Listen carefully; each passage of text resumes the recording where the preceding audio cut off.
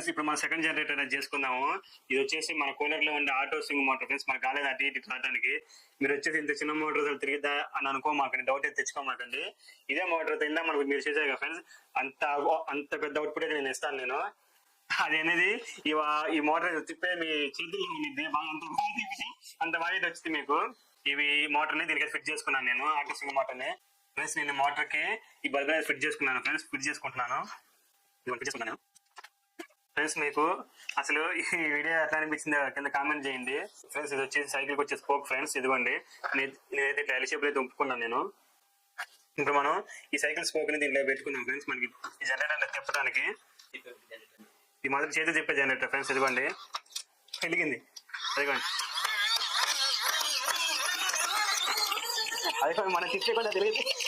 ఏమీ లేదు ఫ్రెండ్స్, మీరు గమనించవచ్చు. ఇదిగోండి ఏమీ లేదు.